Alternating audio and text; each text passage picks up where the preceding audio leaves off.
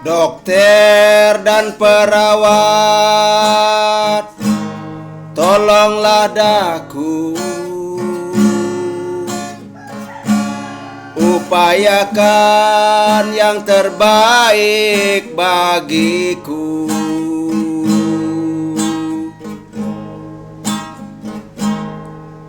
Bila nanti ku telah sembuh, ku berterima kasih kepadamu. Bila nanti ku telah sembuh, ku berterima kasih kepadamu. Sepenggal lagu yang saya ciptakan, yang saya karang pada tanggal 17 Juni tahun 2024. Bersama Yesus ada masa depan, bersama Yesus masa depan cemerlang. Pasti, pasti, pasti. Bersama Pendeta Najarudin dalam renungan pagiku tentang mujizat-mujizat Yesus Kristus.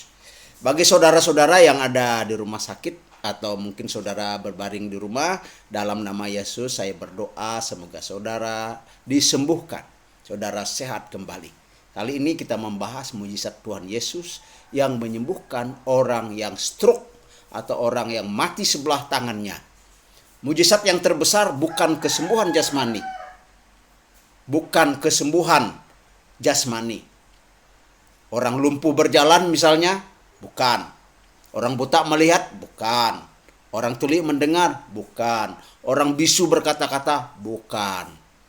Orang mati dibangkitkan, bukan.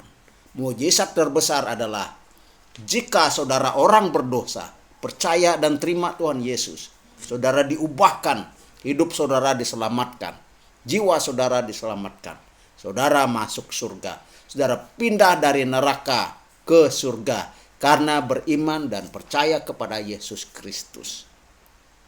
Bagi Yesus, kesembuhan jasmani penting, tetapi kesembuhan jiwa dan roh itu lebih penting. Walaupun begitu, Tuhan Yesus menyembuhkan banyak orang.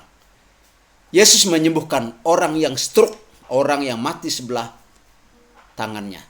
Penyembuhan orang yang mati sebelah tangannya adalah salah satu mujizat Yesus Kristus dalam Injil yang dicatat dalam 3 Injil sinoptis, yaitu Matius pasal 12 ayat 9 sampai ayat 13, Markus pasal 3 ayat 1 sampai 6, Lukas pasal 6 ayat 6 sampai ayat 11. Kita baca Lukas pasal 6 ayat 6 sampai 11. Pada suatu hari Sabat, Yesus masuk ke rumah ibadat lalu mengajar. Di situ ada seorang yang mati tangan kanannya. Ahli-ahli Taurat dan orang-orang Farisi mengamat-amati Yesus. Kalau ia menyembuhkan orang pada hari Sabat, supaya mereka dapat alasan untuk mempersalahkan dia. Tetapi ia mengetahui pikiran mereka, lalu berkata kepada orang yang mati tangannya itu, "Bangunlah dan berdirilah di tengah." Maka bangunlah orang itu dan berdiri.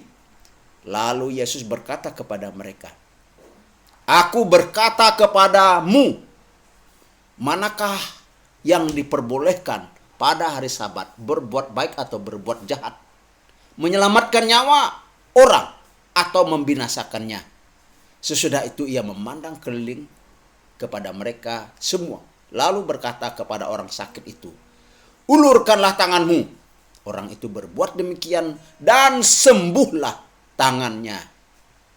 Maka meluaplah amarah mereka, lalu mereka berunding apakah yang akan mereka lakukan terhadap Yesus. Saudaraku, ringkasan kisahnya, peristiwanya terjadi di tempat rumah ibadat, waktunya adalah hari Sabat dan Yesus sedang ibadah. Diamati oleh para ahli Taurat yang ingin mencari kesalahan Yesus. Disebutkan di situ ada orang yang sakit stroke atau lumpuh tangannya sebelah. Kalau Yesus menyembuhkan pada hari Sabat, maka ada cukup alasan untuk mempersalahkan Yesus. Yesus mengetahui pikiran mereka. Kemudian Yesus berkata, "Aku berkata kepada kamu, manakah yang diperbolehkan pada hari Sabat, berbuat baik atau berbuat jahat, menyelamatkan nyawa atau membinasakannya. Yesus juga berkata kepada orang yang mati tangannya itu, bangunlah dan berdirilah di tengah. Maka bangunlah orang itu dan berdiri. Saudaraku, masih ingat ya 3 pandangan terhadap mujizat? Pertama, tidak ada mujizat. Mujizat itu cerita dongeng, omong kosong saja. Yang kedua, mujizat langsung itu sudah berhenti. Tuhan hanya memakai proses secara alami, obat-obatan dan lain sebagainya. Tapi pendapat yang ketiga, mujizat yang langsung itu masih bisa terjadi sesuai dengan kehendak Allah, sesuai dengan waktu dan ketetapan Allah sendiri, sesuai dengan Tuhan mau pakai siapa. Tetapi juga Tuhan lebih banyak memakai mujizat proses, melalui obat-obatan, melalui dokter, melalui usaha-usaha yang tidak bertentangan dengan firman Tuhan. Kalau bertentangan, misalnya seperti dukun, pergi ke dukun minta disembuhkan, jelas itu salah. Mujizat langsung masih terjadi, ya. Tapi mujizat proses, Tuhan lebih banyak membuat mujizat proses. Pelajaran atau refleksi dari kisah di atas. Walaupun ada ancaman akan dipersalahkan, Yesus tetap melakukan mujizat. Dia tahu dia akan dipersalahkan. Nah, sebagai bentuk pengajaran bahwa bahkan perlawanan atas ketidakpedulian kepada sesama manusia, kita jangan berhenti melakukan hal yang baik walau dianggap salah menurut ukuran orang lain. Yesus mengetahui pikiran mereka. Yesus Maha tahu. Karena Ia Maha tahu. Ia tahu isi pikiran dan isi hati kita. Ia tahu motivasi kita terhadap orang. Walaupun kita bisa berpura-pura, entahkah terhadap diri sendiri, terhadap istri, terhadap anak, terhadap jemaat, atau jemaat terhadap pendetanya, pura-pura mengasihi, pura-pura rajin melayani, sebenarnya Anda sedih. Tetapi pura-pura bahagia itu juga. Sebenarnya Anda tersakiti oleh seseorang, tetapi pura-pura tidak merasa. Sebenarnya Anda marah, bahkan mungkin benci, tetapi Anda pura-pura ramah. Tetapi Yesus mengetahui semuanya. Walau begitu, Ia juga ingin Anda jujur, saya jujur, kita mengakui dan memohon ampunannya.